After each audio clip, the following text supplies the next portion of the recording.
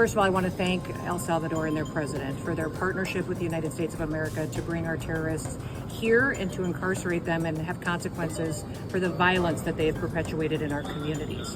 I also want everybody to know, if you come to our country illegally, this is one of the consequences you could face. First of all, do not come to our country illegally. You will be removed and you will be prosecuted. But know that this facility is one of the tools in our toolkit that we will use if you commit crimes against the American people.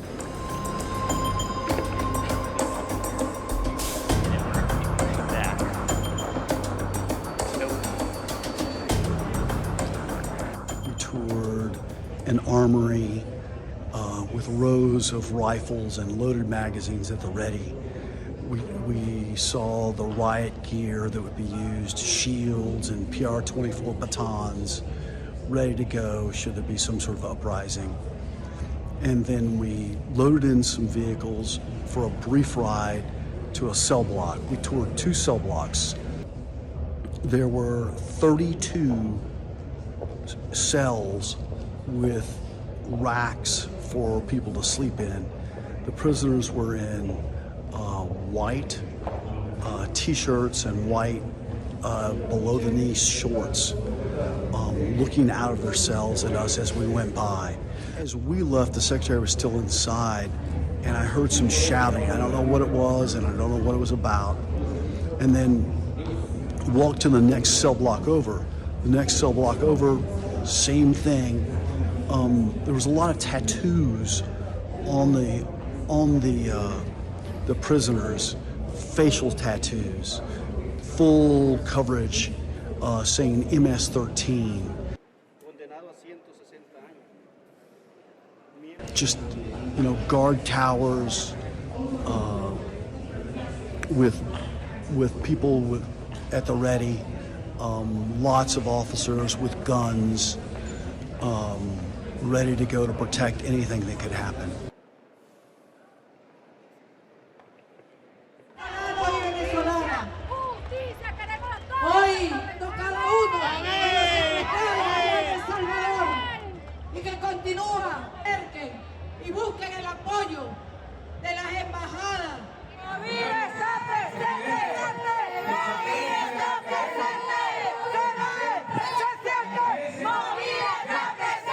Parece una situación bastante peligrosa el hecho de que se esté planteando este modelo de represión y de persecución que ha generado consecuencias negativas para toda la población como un modelo a seguir, y que a partir de eso también se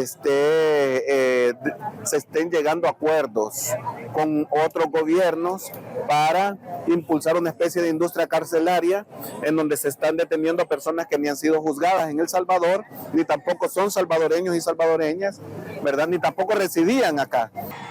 ¿Por qué? Porque usted como que se goza al tener gente presa.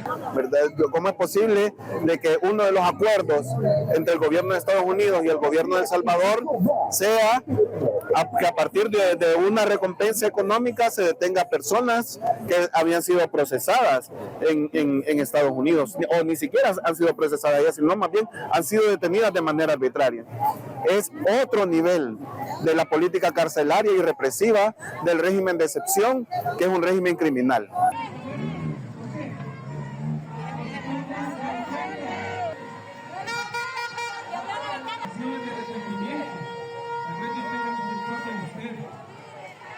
Nosotros desde el bloque condenamos las acciones arbitrarias llevadas a cabo por el presidente Donald Trump y acompañadas por el presidente de facto Nayib Bukele. Nos parece que es una política de criminalización de la pobreza, que es una política xenofóbica y que además la aceptación o el ofrecimiento del Estado salvadoreño para este tipo de medidas nos parece que es una subordinación absurda ante la política, vuelvo y repito, criminalizadora de los Estados Unidos.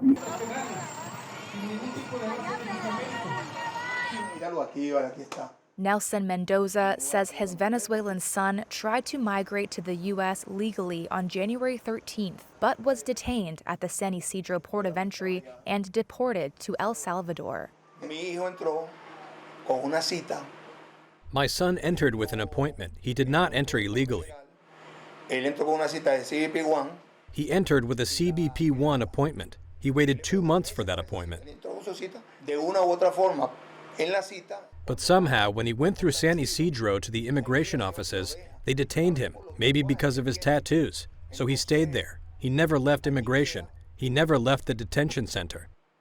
Mendoza learned of his 37-year-old son, Jean-Claude's deportation to El Salvador thanks to a list of names published by CBS News. He expressed his fear regarding the current state of exception in El Salvador, where he believes human rights are being violated. Yo me siento de manos atadas. I feel powerless, but with my legal knowledge, I will do everything for my son and others in that situation.